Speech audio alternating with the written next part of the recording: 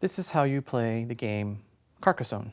In Carcassonne, players lay out tiles one at a time to create a board on the table that consists of features like roads, cities, cloisters, and then fields, the green area.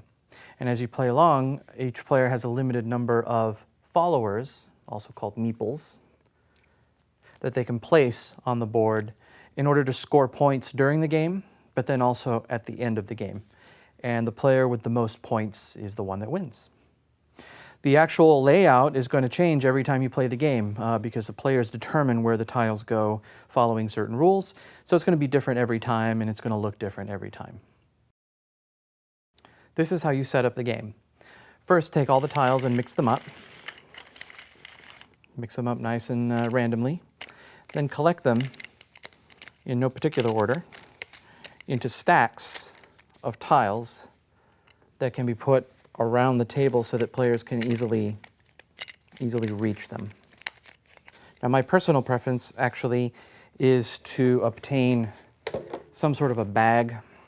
Doesn't come with the game, but I actually just put the tiles in the bag.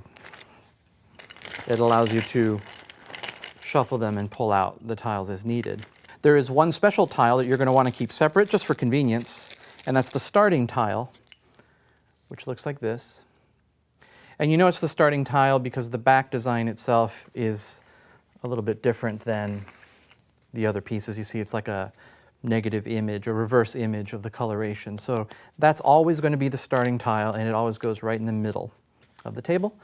And it doesn't matter what orientation it is. Each player then picks a color, a follower that they're going to use for the game. These are also called meeples. They're going to play with 7 units. There is actually an 8th follower that is used in conjunction with the scorekeeping track. And you put the 8th follower at 0, standing up like so. And then as you score, you just move it down the track however many points you need to go, and it goes all the way around. Once it starts over back at the beginning, you lay the follower down on its back and then continue on the track, and that's how you know that you've already lapped the track once. To be honest, I'm not a big fan of the scorekeeping track, so I actually just use a good old-fashioned pad of paper and pen, and I just keep a tally. During a player's turn, they're going to draw a tile at random, either from the stacks or from the bag. They're going to turn it over. Everyone can see the tile, and in fact, everyone can have an opinion on where it should go, but ultimately the player decides where to lay it down. Valid positioning requires that a like edge be lined up with a like edge. So for example, the green field area can be next to a green field area like that. Or this city area can be put up against an existing city area like that. This orientation is also okay, and so on. This one is also all right. All right, again, just talking about tile placement now. As you turn over, you can see that the cities, the roads, the fields, they're all going to just evolve based on what each player does when they lay down the tile. Okay. The goal is to use the tiles and place them so that you can complete cities, roads, cloisters with this at the center, and also just expand the field area so that you can have fields that cover completed cities. In order to score points during the game, when you complete, for example, the city, you need to have one of your pieces either already on that city or you need to place it on that tile. So let's talk for a moment about what complete cities, roads, and cloisters are. This is an example of a completed city. This tile, laid right here, makes one small completed city because the wall goes all the way around and it's completely connected. If a player had a follower on here, they would score 2 points per tile that make up the city. So in this case, 4 points. Player draws this tile, places it here, completes the city, again, by having the wall go all the way around. And because it's complete and there's a follower on there, they get to score, blue in this case gets to score 2 points per tile that make up the city. So 2, 4, 6 points. In this example, the city looks actually exactly the same as the last one, 3 tiles. But the scoring is a little bit different because there is this little blue and white shield on that tile. For every tile that has that blue and white shield, the player scores an extra 2 points.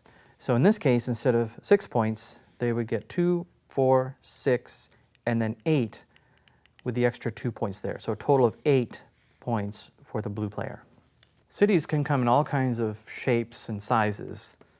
For example, putting this tile down completes this weirdly shaped city, but it is complete because the wall, again, continues all the way around it.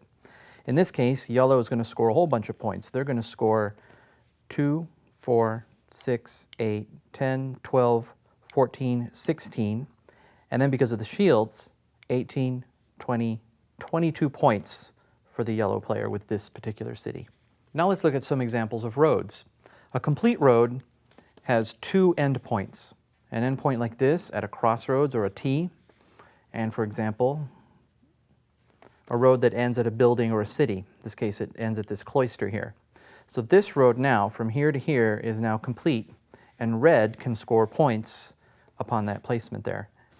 For roads, you get 1 point per road segment. So in this case, 1, 2, 3, 4 for that little road piece right there, 4 points for red.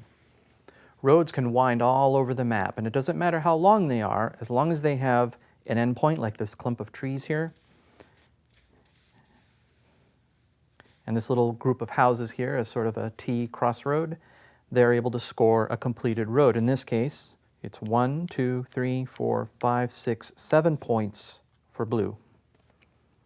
This is another kind of road you can complete. It's basically a big loop. So it doesn't actually end at a city or a crossroad, but it is one complete unit, one complete loop, and you would score it accordingly. So red gets 4 points for this road. Same thing goes with a piece like this that does actually have a crossroad. Again, 4 points for red. This, again, doesn't matter how long it is. It could be a big loop like this, and as long as that road is claimed, you can get 1, 2, 3, 4, 5, 6 points. Cloisters are completed when you have tiles that completely surround this particular piece here, which has the little church or the little cloister symbol on there. If a follower is present in there and you draw a piece in order to complete, again, all the tiles around it, then yellow is able to score 1 point per tile. 1, 2, 3, 4, 5, 6, 7, 8, 9 points for this cloister and this monk. Finally, we're going to look at farms. Farms are a little bit different in that farms are never really complete per se. There's no complete farm. Farms are constantly growing throughout the course of the game. When you lay down a follower on a farm, you lay it down on its side to signify that it's a farmer, just to make it clear. Now, a farmer, once laid down, is actually going to stay there for the remainder of the game. So that's why it's important for you to ration your follower units to make sure that you have enough units to score during the game and still place the occasional farmer. To place a farmer, you just put it in the green area of the tile you just laid down. And a farm pretty much is just anywhere there's a contiguous stretch of green that ends either at a wall or a road or even the edge of the tile, the edge of the board. So in this example, this yellow farm goes from here over to here and then stops. This farm here with red is different than this farm because you see there's a road that separates it as well as just the empty part of the table. That's a different farm. Let's put blue here. This farm is a big farm. It actually goes all the way around this building, through here, and stretches all the way over to here. That's a very large farm. But you see, you lay claim to it just by having it in one spot there. So this introduces a new idea also with all of these completed buildings or completed cities, completed roads, cloisters, and then also farms.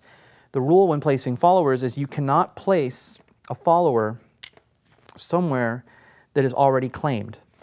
So if a player was going to be playing this piece, say right here, and yellow wanted to put a farmer down, that is not a valid placement because that farm is actually part of this giant stretch of green that ends over here at blue. Yellow is not allowed to place a unit there. Okay. Farms are scored a little differently. The pieces stay down for until the end of the game. And once you're doing final scoring at the end, what you're looking at is how many completed cities are next to a farm. So for example, in this case, red has no completed cities nearby. They just have this incomplete city and this incomplete city. Yellow is adjacent to some incomplete cities here. Blue is next to this incomplete city and this incomplete city, but this complete city right here, it's right next to it. So in this case, blue, if this was the end of the game, this little mini game, blue would get 3 points for every city that is complete that is next to their farm. In this case, it would just be 3 points for that city. If in the course of the game there was another city like this, again adjacent to blue's field, he would get 3 points for this one and 3 points for that one. So 6 points total. Doesn't matter how big the city is, it just counts as one city for the purposes of calculating farmers. Every turn consists of 3 steps. 1, you draw a tile, and then you place it on the table. In the rare instance where the tile has no place to go and all the other players agree, then this tile is removed from the game, and then you draw another tile. Okay, step 1 is place the tile. Step 2 is that if you have followers available, you have an opportunity now to place a follower, in this case a thief, on the road as your second step. The third step is if during this turn you completed any number of roads or cities in that process, all scoring for all players is done. So in this case, placing that tile and putting a follower on there completed this road that goes like this. So as my third step, I score 1, 2, 3, 4, 5 points, and I get the follower back. You see that there is a strong motivation to make and complete roads and cities because you get the follower back into your stash, and you can then play him later on. Not so with farmers. Farmers, again, are laid down for the duration of the entire game, and they're scored at the end. Now, it's important to note that if this is the tile that's laid down, blue cannot put it on that city because this city that you've extended is actually already claimed by the red player. So putting it on the city is not an option. The only options on this tile at the moment are that little tiny green farm on that edge and this little tiny green farm on that edge. Notice that this farm, this little sliver of green, is actually not connected to this big field here that yellow has already claimed because the green does not continue. It actually stops at the edge of this tile here and here. So putting a farmer here is perfectly valid.